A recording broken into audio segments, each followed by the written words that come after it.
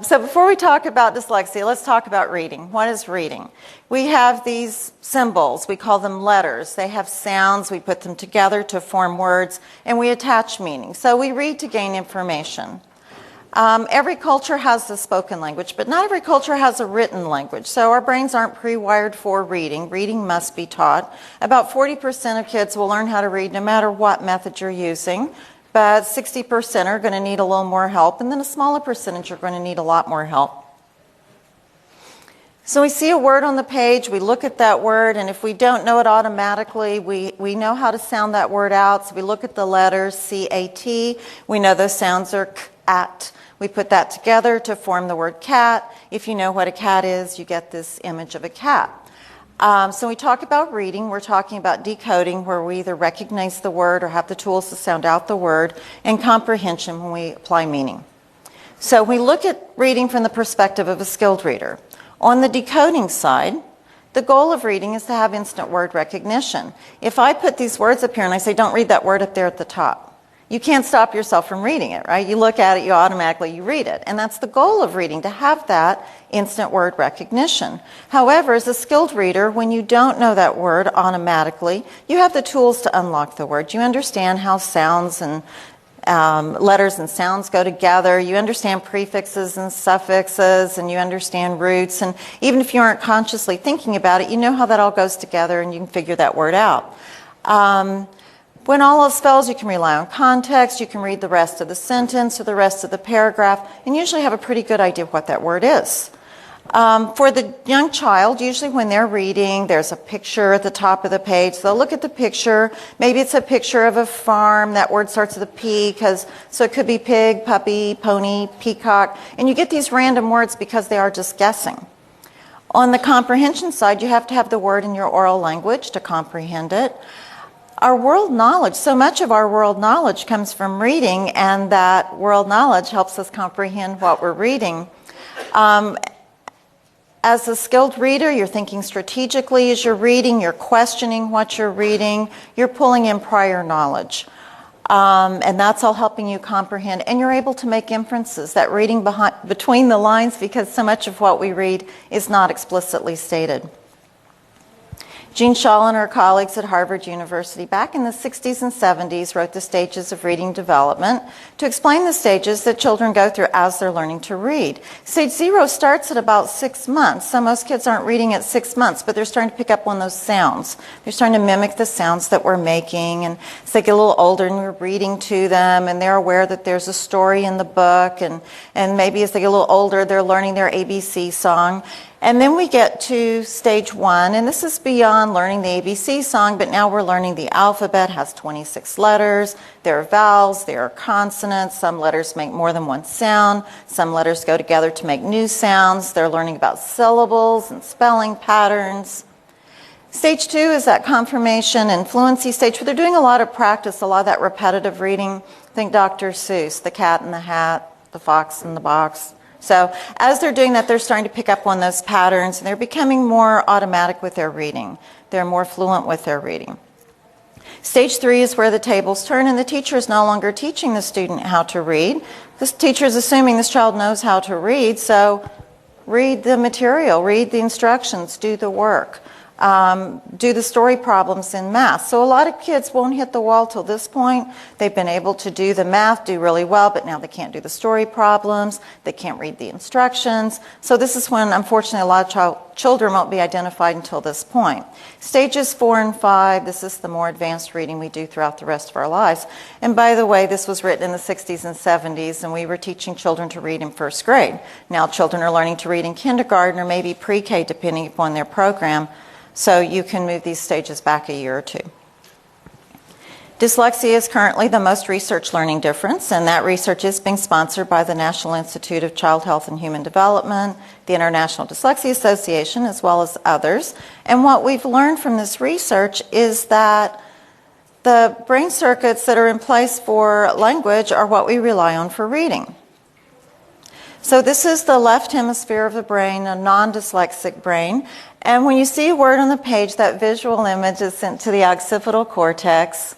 And it goes from the occipital cortex, the angular gyrus. This is where letters and sounds are going together. Then it's going to Wernicke's area, so we're going to comprehend what we're reading. And we have Broca's area, the area for speech and language. So this is a non-dyslexic brain. When you're looking at the brain images of a dyslexic reader, what you'll see is more activity happening in other areas of the brain that aren't wired for language. So what you see post-remediation looks more like this pattern. National Reading Panel was commissioned by Congress in 1997. They issued their report in 2000, and they found 6 principles to guide reading instruction. This was a meta-analysis where they took thousands of reading research studies and looked at which ones are good, solid research, and which ones what do we need to do to teach children how to read. This was not about children with learning differences. This is just what are the best practices for teaching children how to read. So one of the terms you'll hear a lot at this conference, you'll be hearing phonology, phonemes. And so phonology, if you're not familiar with the term, is a big umbrella term that has to do with sounds. So a phoneme is the smallest unit of sound. So if I'm talking about the phoneme for the letter M, the phoneme is M.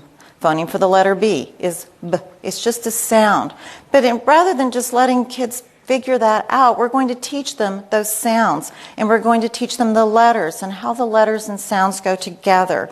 We're going to teach them how to sound out words, and then we're going to give them reading practices so they can practice these skills so that they can get more accurate with what they're doing and faster with their reading. And then we're going to give them interesting stories that they can read to help increase their vocabulary.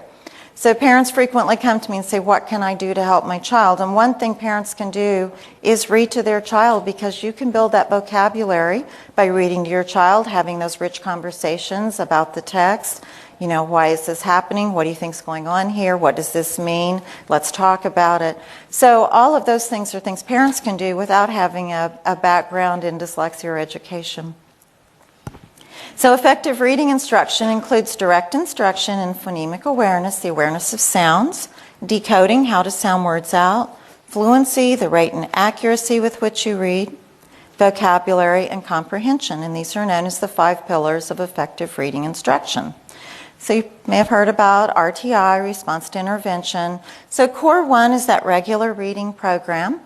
But with RTI, we should be doing regular progress monitoring. So we should see very early on when a child is struggling. And so this child is struggling, so we need to give them some help. So maybe we'll move them to Tier 2, intervention group, small group in the classroom. Maybe it's the teacher doing it. Maybe the reading specialist is coming in. And sometimes we see in Tier 1 that's not going to be enough, so we need to move them to Tier 3. Sometimes we find Tier 2, well, we thought it would work, but it didn't, so we're going to move them to Tier 3. So Tier 3 is going to be a dyslexia program or special education, depending on how you do it in your community. And that's going to be a more intensive pull-out group, small group instruction. So today we're going to talk about dyslexia, what it is, what strategies are effective in teaching students to read and spell, and very briefly on the laws that relate to dyslexia. So, first of all, is dyslexia a new term? Anybody know? No, I see head shaking. It's been around a long time. It was first used in 1887 by Dr. Berlin. He was a German ophthalmologist, and he was working with adults who had suffered a stroke or a traumatic brain injury, and they had lost their ability to read. And then along comes Dr. James Henshelwood. He was a Scottish ophthalmologist, early 1900s. He was the first one to describe children, clinical studies of children who failed to learn how to read, but he called it congenital word blindness. So then we had Dr. Samuel Orton, who was a psychiatrist and neurologist. Dr. Orton he had worked with veterans returning from World War I who had suffered brain injury, so he knew a lot about if you lose this area of the brain, this is the skill you're going to lose as a result of that. So he's known as the father of dyslexia. However, he called it strophosymbolic, but he was appointed to run a mental health clinic in Iowa. There was a young man there who was clearly very bright, but he read at a first grade level. And Dr. Orton was curious why he's intelligent enough, why can't he read? And he knew about this multisensory method that had been developed by Grace Vernal, so he decided to use that. But what he's known for is he recognized that this was separate from IQ. This was not an emotional disturbance, that this was a separate learning disability. And this is how you identify it, and this is how we're going to remediate it. He worked with Anna Gillingham. She was a teacher and a psychologist. And she analyzed the English language, found that only 15% of it is actually irregular for reading and spelling. So that's the root of the Orton-Gillingham system that's still in place today. So, do dyslexics see things backwards? Anybody know? No, they don't. One study that was done, students were asked to copy designs in Hebrew alphabet letters, and they found the dyslexics did as well as the non-dyslexics, so they weren't seeing things backwards. So can anybody tell me what this is I'm holding in my hand? Remote, clicker, right? Okay, I turned it around. What is it now? Same thing, right? Same function. And in our world, most things have the same name, the same function. The directionality is really irrelevant.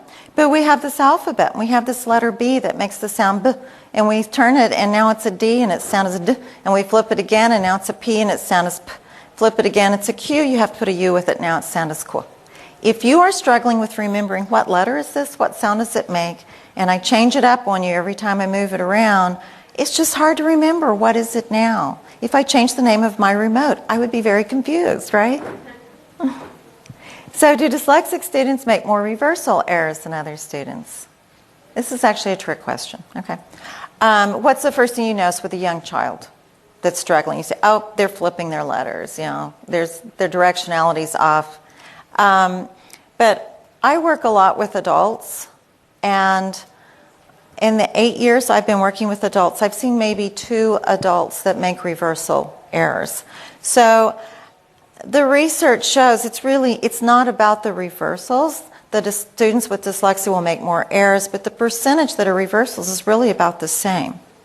Okay? But with a young child, it is a red flag, but you don't typically see it as we grow.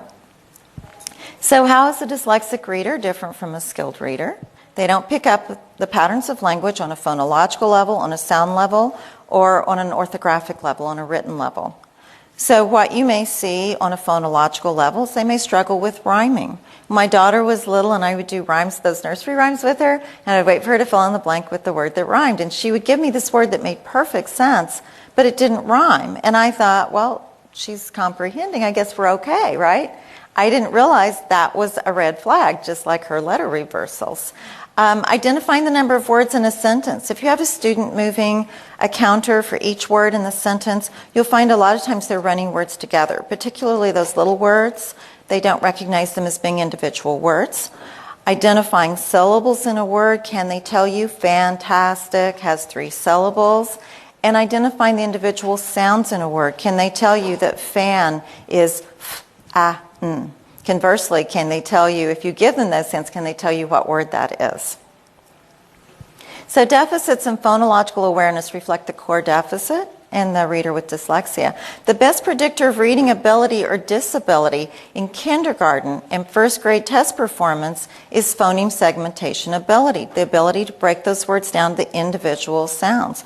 Kindergarten and first grade. So we can see very early on which children are going to need help, which children are at risk.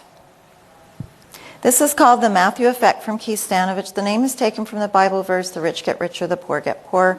The idea is if you are born with good phonemic awareness, you hear those sounds, you can distinguish between those sounds, you can remember them.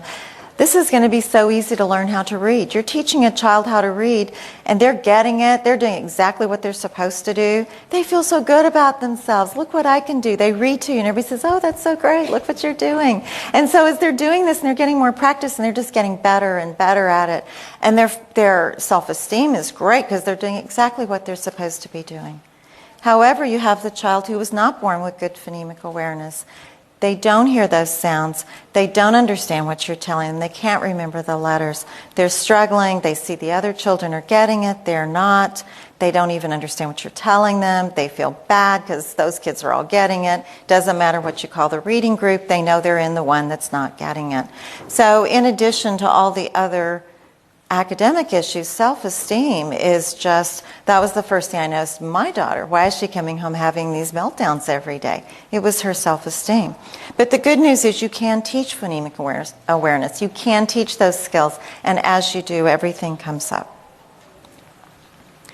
On an orthographic level, they may struggle with those common letter groups like TCH. You cannot sound out TCH and get to ch, IGH says I. Put an E in front of it. Now it says A.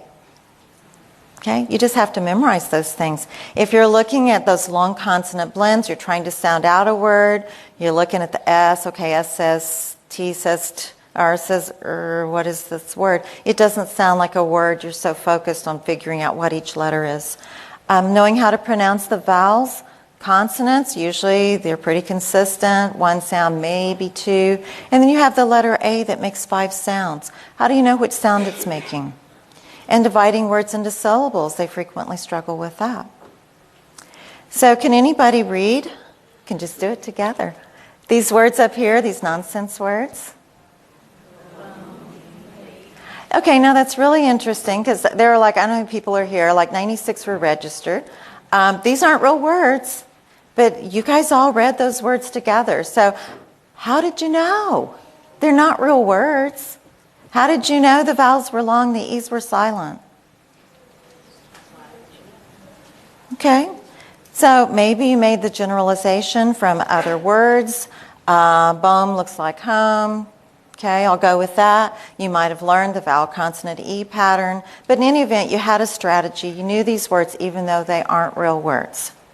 Now, I'll just kind of go with this guess that nobody wants to go here, right? Okay? Because they don't follow the regular patterns of English, right? But for our struggling students who haven't learned those patterns, these lines are equally difficult because they don't look at that and say, oh yeah, Bohm looks like home. Or, oh yeah, that's that vowel consonant E pattern. I saw that in something. Okay? They don't pick up on that. They have to be taught. So if I'm going to go sound out a word that I don't recognize, the first thing I'm going to do is I'm going to look for my vowels. So in this word, I see I have I, O, and E. And over here I have these 5 consonants together. And I know in English we don't put 5 consonants together. But I also know when I learned my vowels, I learned A, E, I, O, U, sometimes W and Y. And so if Y is not at the beginning of the syllable or the beginning of a word, I know it's going to act like a vowel. I know if it's in the middle of a word, it's going to act like an I. So we can call our Y an I. So now we're ready to divide our word into syllables. So here we have this vowel, consonant, consonant, vowel pattern. And those are pretty, typically we divide between the consonants, right? Over here we have these vowel, consonant, vowel patterns, but in the interest of time, we'll divide between the N and the O and the O and the G. Okay, so this first syllable ends in a vowel and one vowel and a consonant. We call those closed syllables because consonants close your mouth. So in closed syllables, our vowel is going to be short. So the Y we're calling an I is going to be short. We have another closed syllable here. It ends in one vowel and a consonant, so that I is going to be short. And over here we have another closed syllable because it ends in consonant N, so that E is going to be short. So then we have the syllable that ends in an O, ends in a vowel, so we call that an open syllable because vowels open your mouth. Oh yeah, I got the G. G is one of the tricky consonants, more than one sound, but I know if G is followed by E, I, or Y, it sounds like a J. So now we know the word is trypsinogen. It's a pancreatic enzyme if anybody cares.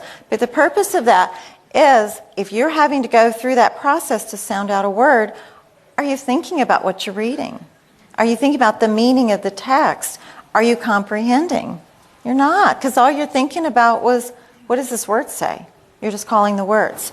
So you can see how that inability to recognize those words automatically is going to impact your ability to comprehend what you're reading. Another deficit, in addition to the weakness in phonological awareness, is a weakness in the ability to name in rapid succession. So when a child is tested, they might use a CTOP, a comprehensive test of phonological processing, or something similar, where they have your child look at a chart. It might be pictures, it might be colors, it might be letters, and they'll have the child name the objects, and they're timing them on how quickly they can retrieve the information. We know you have the information. How quickly can you retrieve it? So when you're in first grade, that might not be so important. Yeah, it's going to take you a little longer to retrieve the information. But if you're taking your ACT and SAT, that time gets important. If you're taking your medical boards, that time gets very important. Okay? So you can see how labeling is a good thing. Labeling gets you services, gets you accommodations. So this is the definition of dyslexia that was adopted by the IDA Board of Directors back in 2002. Dyslexia is a specific learning disability, and it's specific because it impacts your reading, your spelling, but not a whole lot else. But it is neurobiological in origin. It has to do with the way your brain is wired, as we saw from the brain slide. And you're going to struggle with accurate interfluent word recognition. You probably will struggle with spelling, not always, but usually, and with decoding. And these difficulties result from that phonological component of language that is, and it's often unexpected because these are the children you're talking to them. They're so bright, they're so creative. Why are they struggling with this? Why don't they understand this? They're such bright kids. So it's unexpected. They may also struggle with reading comprehension, as you saw with trypsinogen. And they might have a reduced vocabulary because they're not reading as much as their peers. So this is where audiobooks, parents reading to them, can become so important.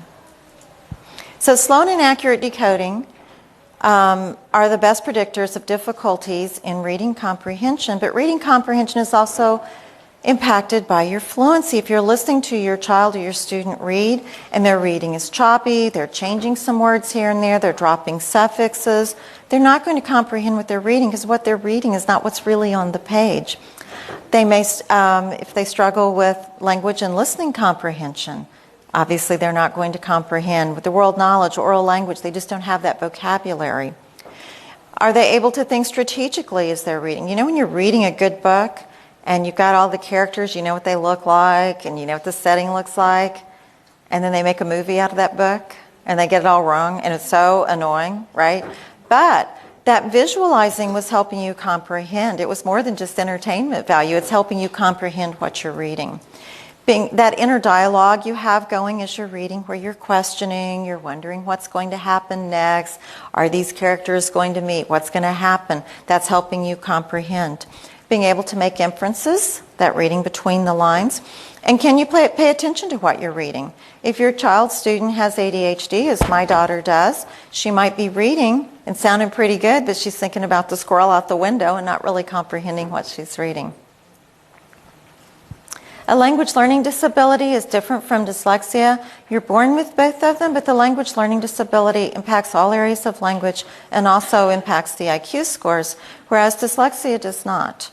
But it's that phonological weakness that's primary. So how can dyslexic students learn to read?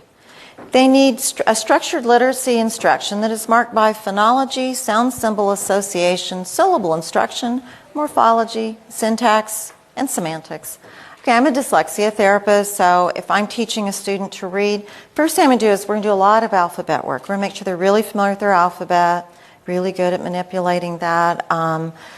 So now they know all their letters. So now we're going to start focusing on letters and sounds. So we're going to look at the letters that we encounter most commonly as we're reading. So we're not going to go in alphabetical order. We're going to go in order of commonality. So first thing I'm going to do is I'm teach them the letter D today. So I'm going to give that student a mirror and say, look at your mouth in the mirror and repeat these words after me. I'm going to read a list of words that start with the letter D. And I'm going to say, what sound did all those words begin with? D. Okay. So then I'm going to show them the words, which they may or may not be able to read. And I'll say, what letter did they all begin with? D. Okay, so what sound do you think the letter D makes? D. Okay, well, let's look at your mouth in the mirror and make that D sound. What's happening in your mouth, to your mouth when you make that sound? So they can tell me that, okay, my tongue is hitting the roof of my mouth, so it's partially blocking that sound. They can feel their throat and say, okay, I feel a vibration, it's a voice sound. And I've taught them about vowels and consonants, so now they can tell me that the letter D makes the sound D, and they can tell me that that is a consonant. So now I'm going to introduce a reading deck card that has a D and a picture of a dog on it. And we're going to practice this every day, and they're going to tell me to put it in the consonant section. Every day as a warm-up, we're going to go through our reading deck, and they're going to say D, dog, D. And the reason we're going to do this every day, when you work with students with learning differences, you find out very quickly that you teach them something. They get it. They understand it. 5 minutes later, they may not. A week later, they may not. So we're going to practice this every day as a warm-up to make sure we cement that information. Okay? I'm sorry? I have a question. Yes. Why do you go D, dog, D, and not D, dog, D? Like what? Like you put the sound. I'm just when I Well, the alphabet with my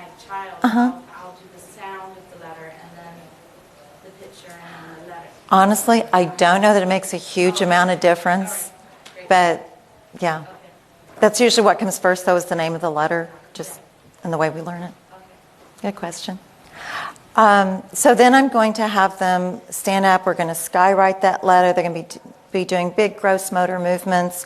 They're going to say D. I'm going to give them stroke descriptions. They're going to say D, D.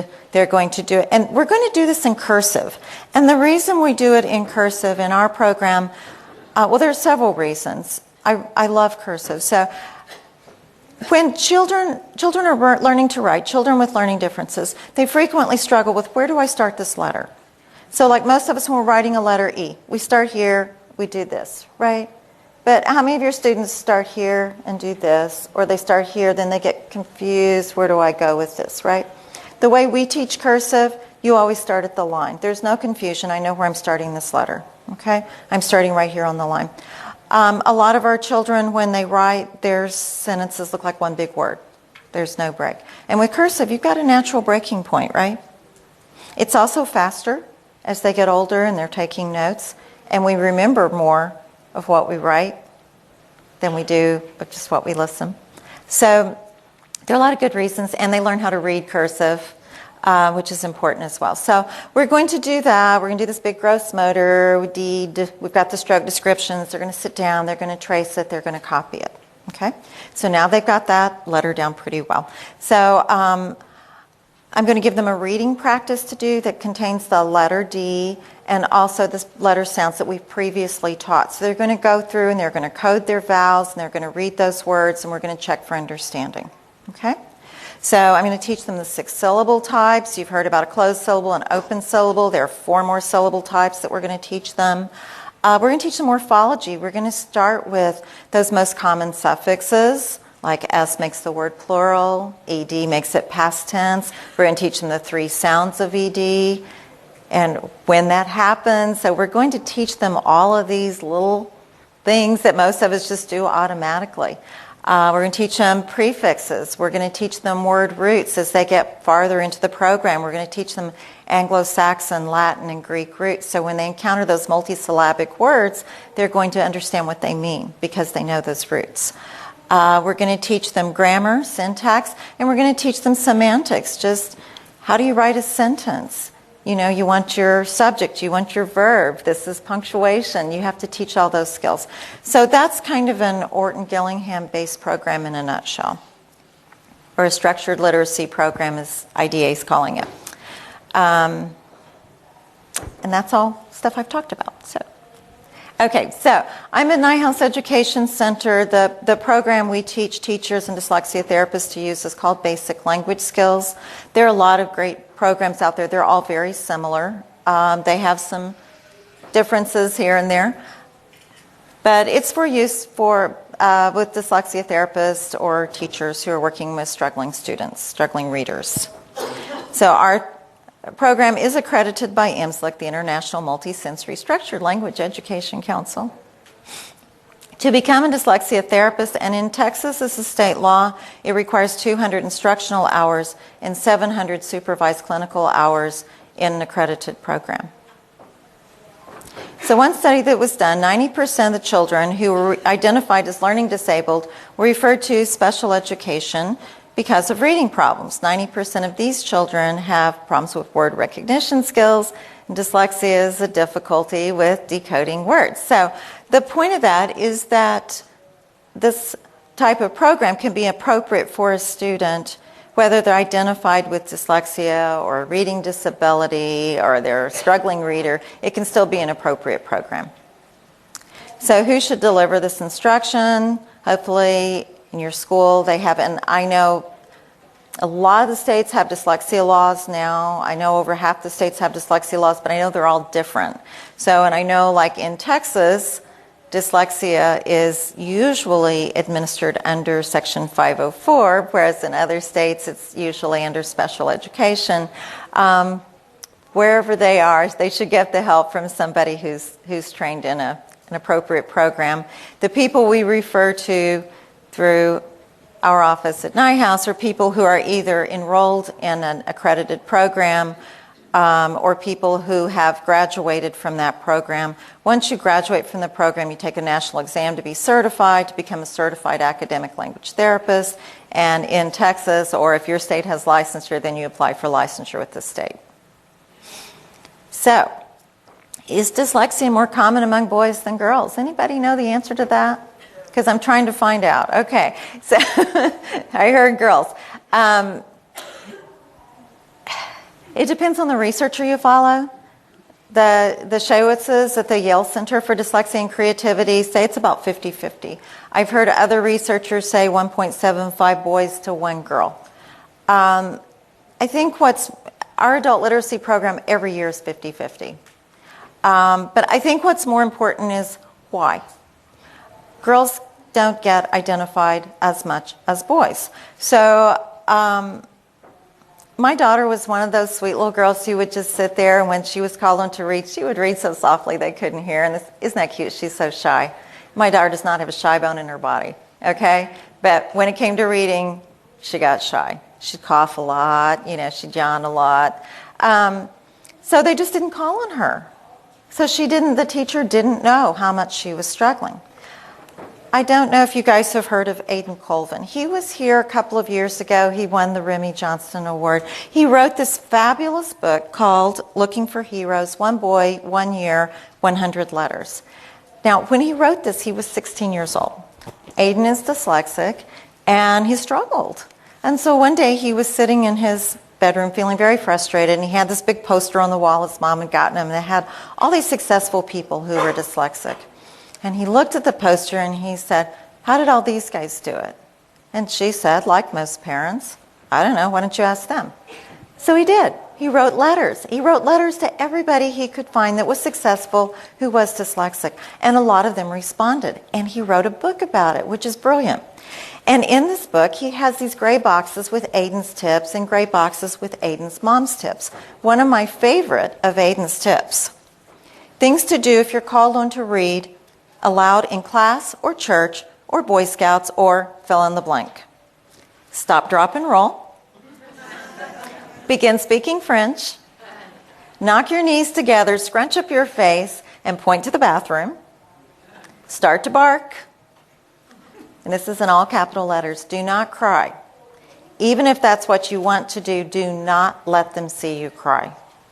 Okay, so aside from the fact that that makes every parent of a child with dyslexia want to cry, if you have the student who's sitting there barking like a dog, someone's going to notice there's a problem, right? That child's going to get identified. So boys got identified more than girls. We started doing regular progress monitoring, and we're like, oh wait, all these quiet little girls over here are struggling with reading. And so we saw the numbers of girls come up too. So do you outgrow dyslexia? I think everybody here knows we don't outgrow dyslexia. So there's no reason to wait to help these kids. Longitudinal study done in Connecticut, they found that of children who are reading disabled in 3rd grade received no specific reading remediation. By 9th grade, 74% were still reading disabled. Okay? That shouldn't be happening. We need to help these kids. We can't wait another year. Maybe if we do it over, maybe if we do the same thing that didn't work, let's do it again and see if it works this time. There's no logic to that. We need to help them. Can you inherit dyslexia? Yeah. Okay. The research I heard at IDA last year was that I think 6% of the cases could not be accounted for by heritability. So that means 94 can be. So yes, you can inherit it. Anybody know the percentage of the population is dyslexic? 100%. Okay, well, good. I'm glad you guys have the answers, because as I'm here this week, I'm hearing lots of different numbers. I don't know if anybody went to the panel that was Wednesday evening. Was it Wednesday? And everybody had a different answer. So again, the Shawitzes, the Yale University, I like their research. And my world, everybody I meet is dyslexic. It doesn't matter where I go. I went to a wedding in France in the fall. Half the people at the wedding were dyslexic. So when they found out what I did, oh, I'm dyslexic. So I think everybody's dyslexic. But the Shawitzes say 20%. Other researchers say 7%. Some say 10 to 12%. So it depends. In any event, it's not a rare learning difference. So are students with ADHD also dyslexic? Sometimes, yeah. It's actually about 50%. I was actually surprised at how high the numbers were. And I have a friend who serves with me on the ADHD Houston branch IDA board who is a developmental pediatrician. And he says that this is correct. So 50%. Now, having said that, I haven't seen, I know there's research going on about genes and links there and all that. But if you think about the child who is struggling with learning to read and they can't focus on the instruction, you can see how that's going to impact their ability to learn how to read. So it certainly complicates it. So how are intelligence and dyslexia related? This is a study I love, again, from the Shaywitzes, the Yale Center. Your first reaction when you hear somebody read and they're struggling to read, or your first kind of gut reaction is, oh, not very smart. But no, that's not true.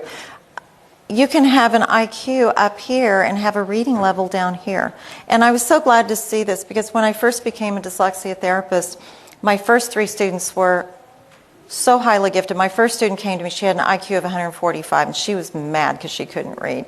And I thought, oh my gosh, what a challenge this child's going to be. Then I got her younger sister whose IQ was higher. And then I got my next student who was in a private school for children who had these outrageous IQs.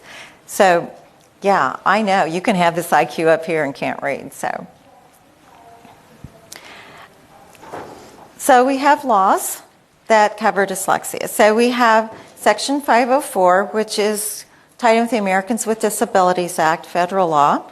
We have special education law, also a federal law. In Texas and many other states, we have a state law. So let's look at special education because I think most programs, most states, dyslexia falls under special ed. It was passed by Congress in 1975. It was revised in 1995 and again in 2004. There are 13 areas in which you can qualify for special education. One of those areas is specific learning disabilities, and dyslexia is listed as one of the specific learning disabilities. So to qualify for special ed, you need a referral, you need an evaluation, and then we have this committee that consists of educators, knowledgeable people at the school, and the parents. I always tell parents when they go to this meeting, because a lot of times parents go and they think it's going to be them and the teacher. They don't realize they're going to walk into a room and there might be 10 people sitting there. And as a parent, if you have this team and they're wonderful people and they love your child and they want to do everything they can to help your child, they're still talking about the areas in which your child struggles. And as a parent, that's really hard to listen to. And a lot of times when you're sitting there trying to keep your emotions in check, everything else is gone, okay? What was I supposed to say? What did I want to ask you? I can't even comprehend anything you're telling me. Take somebody with you. You know, be it a paid advocate or your next door neighbor, somebody who has your back, who can sit there and say, it's okay, don't forget to ask this question. Let me take notes, okay? It's important to have that support. Educators, remember when you're doing this, think about what that parent is feeling. They're falling apart inside because you're talking about their baby.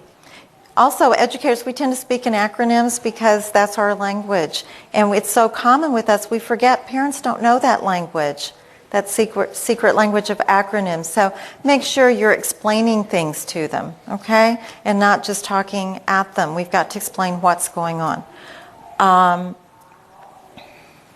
Something else I want to say about that. Well, what's going to come out of this meeting is the IEP, the Individualized Educational Plan for your child. So if you've got a good plan, this is what you wanted, great, sign off on it, you're good to go. Your child goes back in the classroom, problem solved, right? Okay. How many kids are in the classroom? How many of them have IEPs? They're not all the same. And you've got a teacher who's trying to manage all of this. And then your child goes to the next grade. Has that teacher even seen the report? My daughter was in a private school, but she'd been there since 6th grade. She goes from middle school to high school. She's taking a test. The teacher says, time's up. And she says, well, I'm not done. And he's like, yeah, time's up. And she's like, no, I have more time. And He didn't know. The file was sitting in the principal's office. He had never seen it. So fortunately, my daughter was comfortable with advocating for herself. So one of the goals that you have for yourself as a parent is to make your child comfortable with their diagnosis, make your child comfortable with saying, hey, I have dyslexia, I get this accommodation. When they're in high school, they don't want you there advocating for them. Okay? You're still kind of doing it, but they don't really want anybody to know you're doing that. When they go to college, that college isn't going to talk to you unless your child signs a form and says, yes, they can talk to you. They have to be comfortable with advocating for themselves. When my daughter went to college, and we had this wonderful plan in place, it was good. She had extended time. She'd go to the testing center, take her test, didn't have to worry about the anxiety building because, oh my gosh, it's taking me longer than these people. We were all good. And at the end of the semester, how are things going? Oh, they're great. Using your comment, oh yeah, they're great. End of semester, she ends up on probation. I'm like, what happened? I thought everything was great. Well, I didn't want anybody to know I was dyslexic, and so I decided I wasn't going to do anything because I'm the only one who's dyslexic. I said, honey, I saw 3 PhDs in that office. They did not bring them there for you. You are not the only one who's dyslexic. She started using her accommodations. Everything came up. She still graduated in 4 years. So if your parents breathe a sigh of relief, it turns out okay. And she's gainfully employed and supporting herself. I forgot to tell you that. It's okay now. So, but this is the process you're going through. So teachers, be supportive of parents. Parents, be supportive of teachers. Talk to each other. Keep it nice. You're working together. People go into education because they want to help the kids. Okay? But you got to keep the doors open. Don't go in and yell and scream at them. They're doing a hard job. So, Section 504. This is tied in with the Americans with Disabilities Act.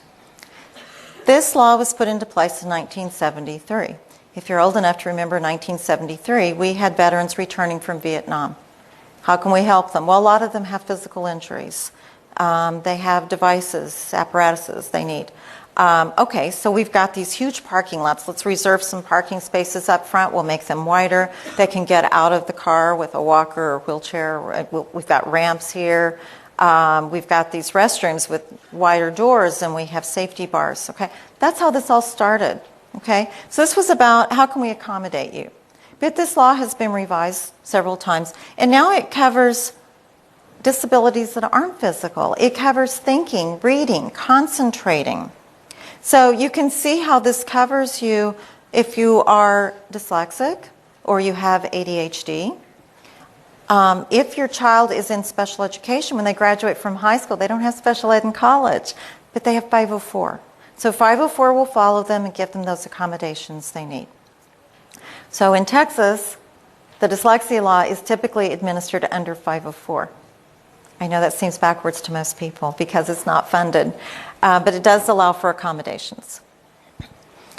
Texas dyslexia law, the only reason I threw this in, because I'm sure most of you are not from Texas, is that it's actually a good law and there's a great handbook. It's not always implemented as well as it should be, but it is a really good law. And the law is written so that if you are dyslexic, whether you're regular ed, special ed, 504, you should be covered by this law. Okay? So if you are working on getting a state law in your state, or if you're developing a handbook, I would recommend looking at the handbook because it is a good guide to follow. It's like 150 some pages, but it's really well laid out. And I can never get there from that link. I just type in region10.org and then I put dyslexia in the search box. You can download the handbook, you can read it online, you can order it without tabs. It's under, I don't know, it's like $15, $18, so it's not bad, but it's a good thing to have. I also encourage parents, so if you do have a handbook and you are a parent, go through that handbook, highlight, tab it, and take it into your school. If you feel like they're not following the law, there's a lot of times educators don't know. I mean, I think I could go into most classrooms in Texas and ask the teacher, have you read the Texas dyslexia law? And they would say, what? Okay. And one of the things that dyslexia has, the handbook, it's really been focused more on teachers of reading. Well, those children are dyslexic 24/7. So if you're the football coach, that child is still dyslexic and they're still going to struggle with the same issues. So everybody needs to know about it. And we do have a law in Texas that came about in 2012 that all pre-service teachers need to know about dyslexia. So we're still rolling that out. And I saw you have a question? Does this handbook have like help with what the accommodations are?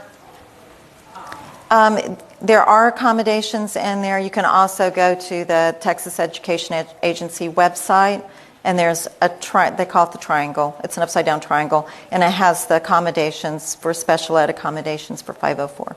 Because when you're new to dyslexia as a parent, especially, you don't know what to ask. You know, Right. like, does my child need extra time on the test, or does she need someone to read the test to her? All of those accommodations, you just don't know Right. what. So will that have maybe some of that information for us to look at? Some, but mostly, well, if you're in Texas, at Region 10, okay, Texas, it's a big state. It's divided into regions. There are 20 regions. Each region has an educational service center, an ESC, and they all kind of have a different focus, if you will. So Region 10 is over dyslexia for the state. So there is a person there who's actually here at the conference somewhere, Melanie Royal, who is our state dyslexia consultant. So she is there so that parents can call her and ask questions like that. So I don't know what's in place in your state, but that's what we do in Texas. So this is from Florida Center for Reading Research, and they say, you know, as long as you're using a good program, a good reading program, doesn't really matter which one you're using, just use a good one, but stick with it. Don't quit the program. Follow it with fidelity. If you're supposed to do this 4 days a week, an hour a day, do that. If you take a program like that and you do it for 30 minutes twice a week, it's not going to be enough. I mean, our program, we recommend 4 to 5 days a week, about an hour a day. And it's going to take you about 2 years, plus or minus, to go through it. So if you do that 2 days a week, first of all, the child's just not going to get it. Plus, it's going to take them 4 years to learn how to read really well. So you don't want to do that. So whatever program you're using, make sure you implement it with fidelity. And don't quit. I've had so many parents who said, you know, we were doing the program, they were doing really well, and, you know, but we had baseball, and, you know, it was interfering with birthday parties, so we quit. And then they come back 3 years later and say, wow, I shouldn't have done that. My child's struggling. Okay, so just stick with the program. So what's the prognosis? Depends upon the severity. If you are severely dyslexic, it's going to be a slower process. It's going to take a little longer. Age of intervention, the younger the better. In our adult literacy program, we had a lady who came to us last year, 80 years old, and decided she wanted to learn how to read. She'd never read. And she's learning to read at 80. She's now 81. She's wonderful. First time she read a sentence, she cried. I think the whole class cried, actually. But it's a slower process for her than it was for the 18-year-old that was sitting next to her. So the younger, the better. Supportive parents and educators, obviously you're supportive, you wouldn't be here. Innate intelligence and perseverance. And that just goes back to your personality. Can individuals with dyslexia be successful in life? Absolutely. One study shows 35% of the entrepreneurs in the U.S. met the criteria for dyslexia. So we need our students with dyslexia. These are the problem solvers, the creative, out-of-the-box thinkers.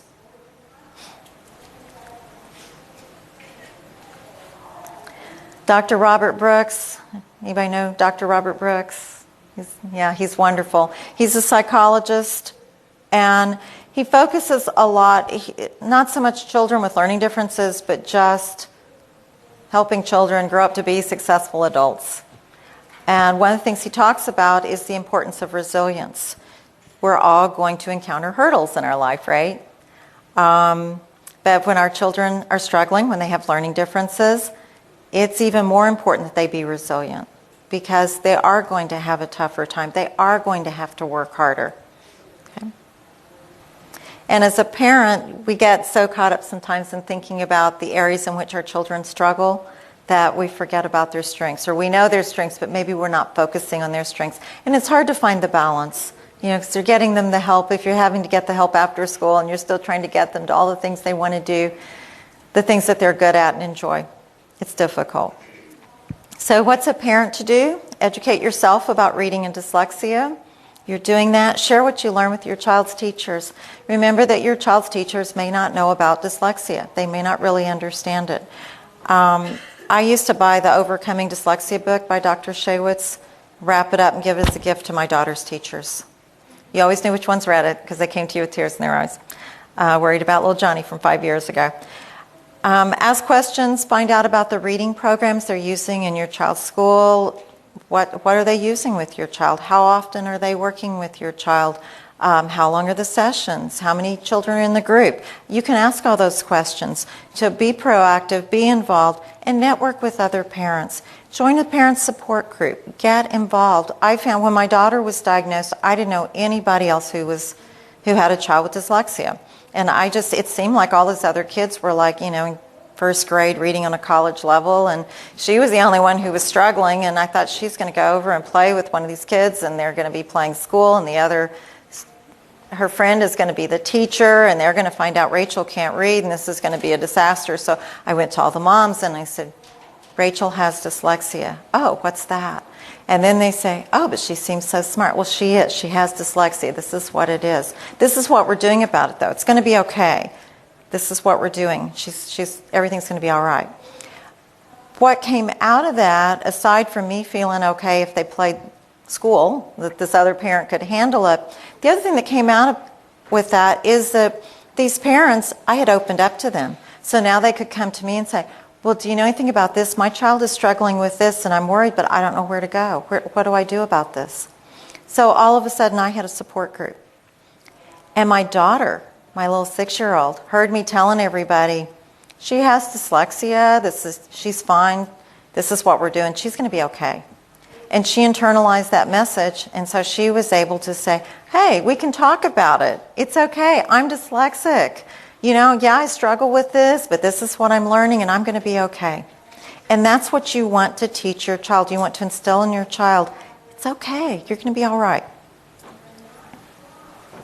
So what's a classroom teacher to do? Educate yourself about reading, writing, and dyslexia.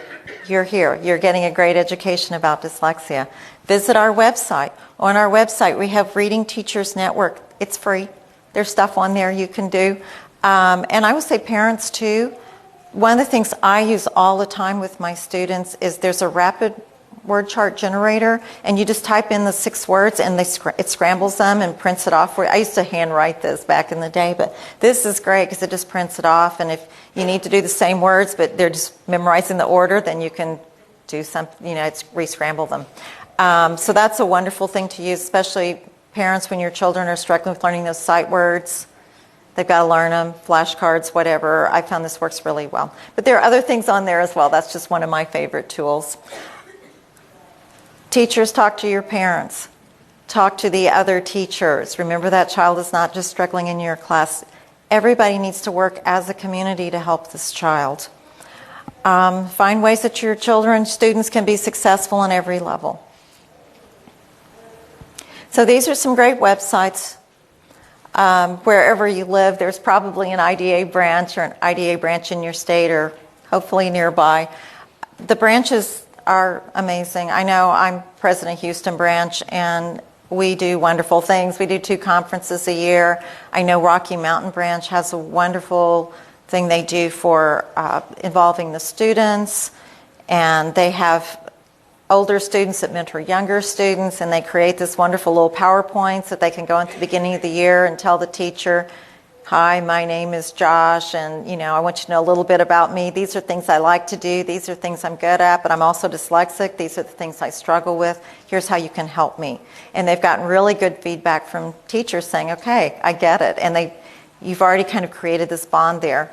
So get involved with your branch. They're doing good work. Of course, our website, and we also have classes online if you're interested. The Yale Center for Dyslexia and Creativity, great research coming out of Yale University. Reading Rockets, especially for a young child, lots of great activities on their website. Understood.org, if you're a parent, go to understood.org. It's wonderful. They have lots of little webinars. I watch the webinars as a professional. Great information there. And Wright's Law will tell you everything you need to know about special education and put it in plain language. Pete Wright is a special education lawyer. He was diagnosed as a child with dyslexia, dysgraphia, ADHD. He had a whole list of things he was diagnosed with.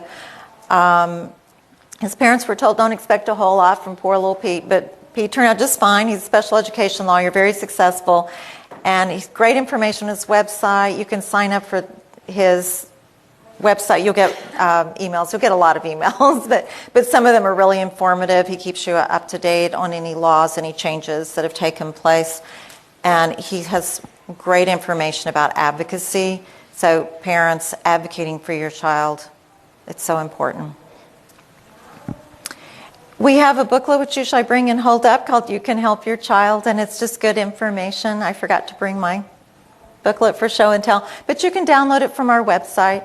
So it's just good information. A lot of what I talked about today is in the booklet, or you can call us and we'll mail you one.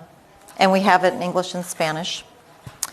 And that's me, so you can call, email my office. I also have a family support office there at Nyehouse, and we're always available, well, not always available, but we're usually available to take your calls. I have Lisa Bowman is here from Family Support. Lisa, you want to wave?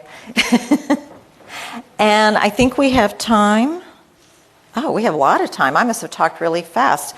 For questions, and so they are recording the session, and they ask if you would use the mic to ask questions so that everybody can hear you. I have never done that in 30 minutes. What? I'm fine? Okay. Yes. I have a question. Yes. What kind of learning differences are not under IDEA that 504 would cover? Okay, well, I'm not sure. Oh, what would not be covered under special ed that would be covered under 504? Well, it's kind of a degree of disability. So like my daughter has ADHD, which will cover her under 504, but she was also medicated and her ADHD did not impact her ability when she was on medication. But technically, she could have been covered under special education for ADHD. So what did she need? Did she just need accommodations for it? She just needed the teacher every once in a while to say, hey, Rach, look at you, you know, okay, to redirect her. But she didn't need anything more than that. So say a student whose ADHD was impacted them more in their ability to learn, that could kind of go either way. Is that kind of what you were talking about? Or, okay. Is that the only question? Okay. I don't know if this is a question for you or someone else here, but I hear a lot about learning, breaking words apart, prefix, suffix, things like that, things that come from the Latin language. If teaching Latin is an option as like opposed to Spanish, is that a good idea? Or when I think of that, I think that's a lot of, like a whole other language to confuse my already struggling English learner. But is that something that we should consider? Because if that's going to help, or if you have the requirement where you need to take a foreign language, my personal preference would be Latin, because it is, well, first of all, people don't speak it anymore, so that kind of makes it easier right there. But in terms of learning it, it's a very transparent language. My daughter, when she had the option of taking American Sign Language, which was the only thing she really struggled with was the finger spelling, because she can't spell very well. But yes, Latin is a good option. One of my students who was required to take a foreign language, sign language was not an option, took Latin, and found it much easier than other languages. Yes? It's also very rule-based. Very rule-based. And as you're working with a dyslexic student, as you're going through a program with them, you do teach those Latin roots, and you teach them as Latin roots. So they're already familiar with some of that. So, yeah. What if Latin is not offered at your child's particular school? You know, you can go to the school and see what they will offer, what you can do, because, and you may have to go to the district level, you may have to go to the state level and find out what your options are, because some schools, they can take something that's more learning about a culture rather than taking a foreign language. So it depends on what the requirements are in your area. And then, you know, for colleges, when my daughter was looking at colleges, now granted she was not looking at any colleges in Texas, so I'm not really, not that we're in Texas, it doesn't matter, but all the schools she looked at, because she had a diagnosed learning difference, they all either waived the requirement for the foreign language or they accepted the American Sign Language in lieu of the foreign language. And to that point, when you were looking at colleges for your daughter, were you really looking at particular schools that... We were looking at whatever she was interested in. I was just so grateful. At that point, it's like, where do you want to go, honey? She looked at big state schools. She looked at small schools. I personally didn't think the big state school was a great idea for her because I thought she would just be lost. She went to a mid-sized school that was perfect. It's the Goldilocks principle. Too small, too big, just right. Yeah. You have a question? And you're going to use the microphone. Thank you. My daughter was diagnosed with dyslexia as well as ADHD. In fact, she has 2 forms of ADHD. Mm-hmm. And my son was diagnosed with dysgraphia. Mm-hmm. Now, there seems to be a lot of information out there about dyslexia. Uh-huh. And not a lot about dysgraphia? Is a bit of a mystery. So, Mm-hmm. my gut feeling is that they're like cousins. They're close cousins. And in Texas, the dyslexia law talks a lot about dysgraphia. Okay, but even having said that, there's not the awareness. So for those of you who aren't familiar with dysgraphia is a disorder of written expression. So what you'll see is a struggle with spelling. With little kids, sometimes you'll see, well, sometimes even with adults, you'll see a death grip on the pencil, the white knuckles when they're writing. They don't have the fine motor muscle skills that they need. These are the kids who, when they write, they'll dig a hole in the paper, a lot of erasures, holes in the paper. The writing that just, it's like, what on earth are they trying to say here? I can't read this. Okay. What you see as they get older is they just struggle with getting their thoughts down on paper. And I had students who would say, my hand won't do what my brain's telling it to do. I had students who, if they were having to write a story, could not get anything out, but they could tell me these wonderful, elaborate stories. So they've got it all here, they just can't get it down on paper. So in terms of what do you do about it, there's a lot of crossover. There's a lot of overlap with dysgraphia and dyslexia. So spelling, writing, handwriting. So when I worked with students with dysgraphia, I worked on handwriting, I worked on spelling, I worked on written expression, and I got them onto a laptop as soon as possible. With a young child, occupational therapy is very helpful just to build that muscle strength in their hands. There are things you can do that are games, just working with them as a parent. I saw one occupational therapist who made this game. It was kind of like a football field, and she took baby nasal syringes and had a feather, and they would race each other trying to blow the feather across the field through the goalpost. So there are things you can do that really do look like a game, but you're actually developing the muscles. But teaching them handwriting, teaching the cursive is very helpful, working on spelling. And we do have a class called Scientific Spelling. It's available online if you're interested in that. But a lot of overlap. Did that answer your question? Okay. Yeah, if there was an international dysgraphia association, I think there would be more out there, but it's hard to get information about it. But fortunately, there's overlap. Anybody else? Is that it? Well, thank you for coming, and if you think of something later, contact me.